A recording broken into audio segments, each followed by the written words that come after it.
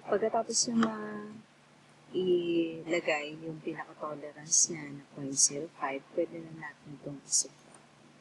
SU. Enter. Select lang uli yung main na body or main part. Enter. Tapos select nyo yung pang-subtract. Enter. Pag tinignan natin siya sa shades of gray, dapat ay walang butas na mag-form. Okay, so ayan, walang butas na yun sa external. Okay, so yan yung outlet. So, right side tayo ulit.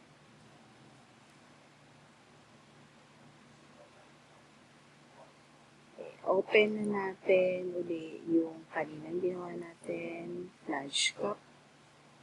Okay. Tapos ay yung handle.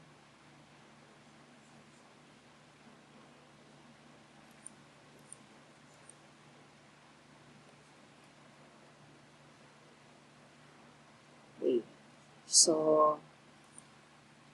pupwesto lang natin to, lalagay natin dito. Move natin siya from yung center, lagay natin muna dito sa end dito. Okay, so dyan yung nakapwesto. Susunod natin yung pinaka handle, yung dito, yung pihitan. Okay, so yung ginamit natin na mga lines sa pag-construct, pwede na natin siyang i-erase. Okay, since ang gagawin natin ay yung handle na, okay, so yun muna yung gawin natin current na layer. Pagkatapos yung nabuo nating 3D flange cup, tsaka yung 3D na outlet cup ay ating i-off muna para hindi siya madadamay. Okay. So, sa measurement, titignan natin dun sa ating reference na drawing, yung pre-drawn na reference na drawing. Okay. So, dito, bali, i-off ko na yung outlet na cup. Sasama ko lahat ng sukat na to doon sa outlet na cup. Open ko muna siya. Lahat ng ginamit kong measurement sa kanya, lalagay ko muna siya doon sa outlet na cup.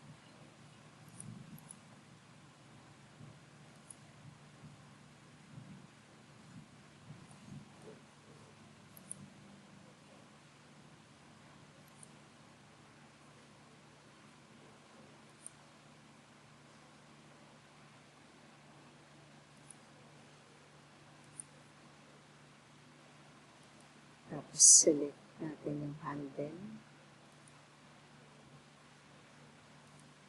This current layer. Tapos itong mga ito ay ilagay natin sa outlet cup. Ito. Select natin yung handle as current layer. Off natin yung outlet cup. So,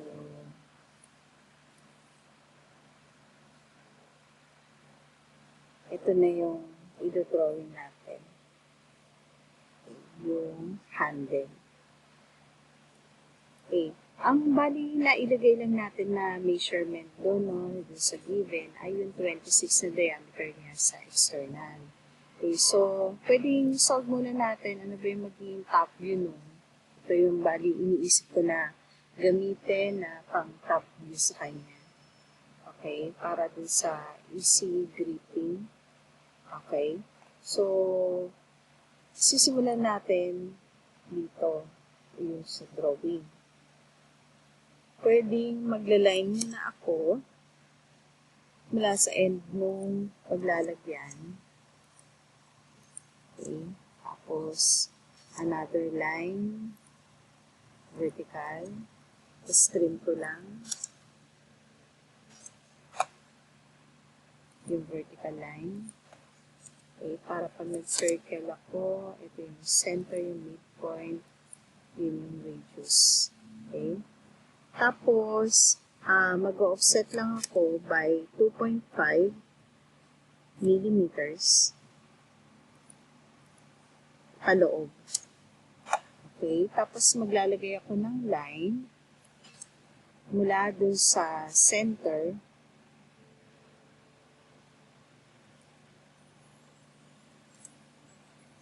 ng bilog. Okay.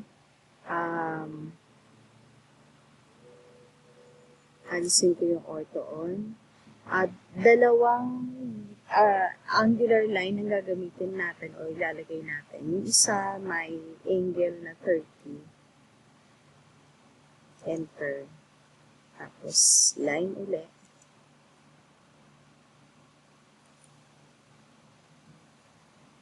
Okay. Tab ulit.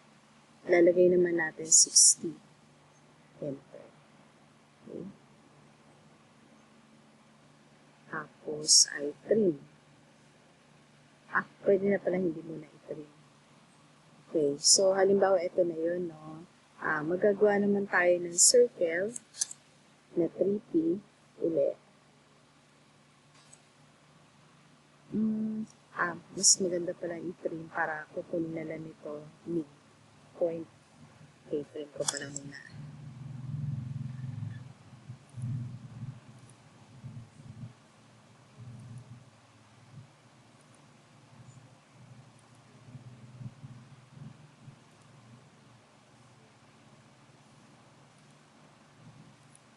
Okay.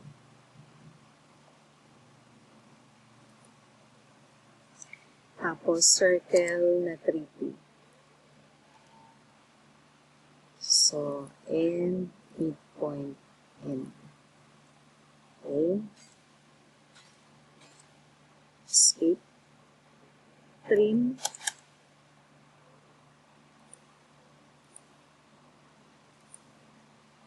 Alisin na lang natin yung mga linya sa loob. Okay.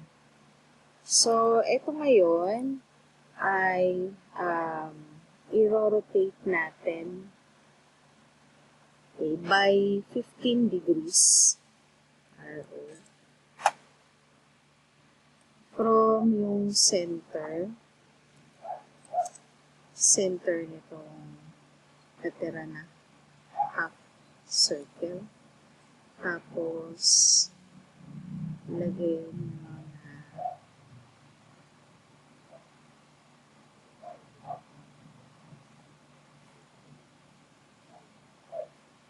15 degrees. Okay? So, bakit 15 degrees? Para mapunta siya dito sa gitna nitong part na to. Okay? Tapos, join natin silang dalawa. J, enter. Polar array naman natin. So, array uli, AR, enter. This time, hindi na polar, hindi na path, kundi polar naman. Okay. Tapos, center ng point of array ay yung center ng bilog. CEN, enter. Okay. Ilapit nyo lang dun sa may bilog para lumitaw yung icon ng center. Tapos click. Okay. I, 4 items, tapos 6. Okay. By default, naka 6 na siya kagad. So, ito yung gagamitin natin para dun sa top. Okay. So, susunod na gagawin, alisin na natin yung unnecessary na line. So, erase.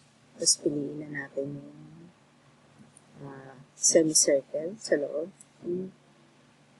Yun na pala yun. Enter. Select object. Okay. So, meron na tayong top view niya. Gagawin naman natin yung dito sa right side. Okay. So, balik tayo dun sa 2D drawing. Okay. Lagyan natin ng sukat. DLI.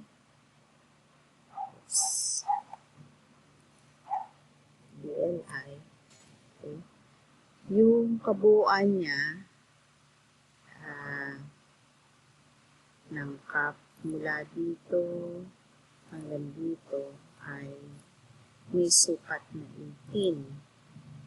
Okay? Meron siyang chamfer dito na 60 degrees. Okay? Ang sukat nito,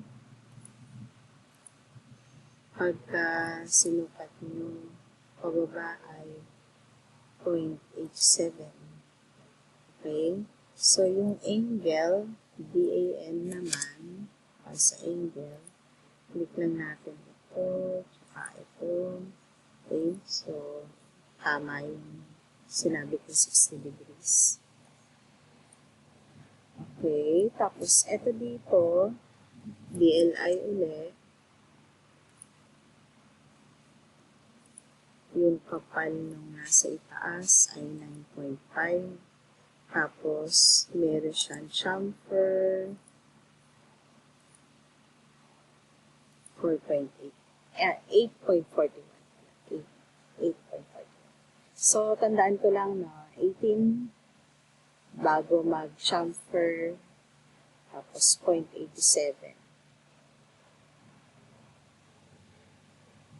Yun muna yung lalagay ko din sa drawing.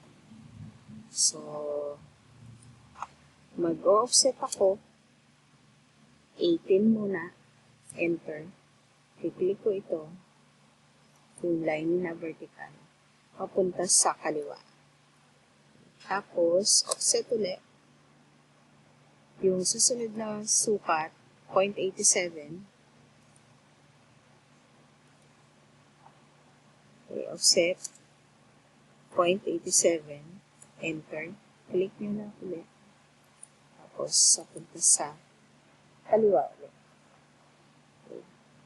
Next na sukat, yung sa taas, 9.5, tapos 8.41. Okay. So, yung dito sa taas, offset ulit. 9.5, enter. Okay. Tapos, sa pauling offset, 8.41. Enter. Click ulit ito. Papunta ulit ito sa kaliwa. Okay? Susunod na sukat.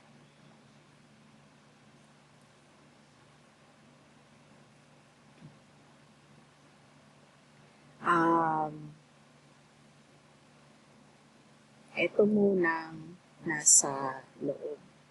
Alisin ko muna itong sukat na to. So, DLI ako ulit. 15.5 yung measurement.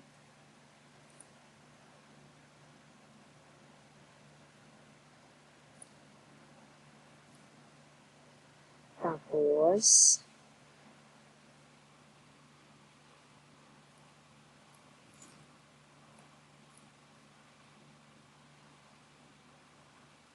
mula dito hanggang dito ay 0.05. So, mondinoble lang, 0.05 din isa. Okay. Pagka DLI natin na magkasama, dapat 1 kung 0.05 siya. So, tama, 1.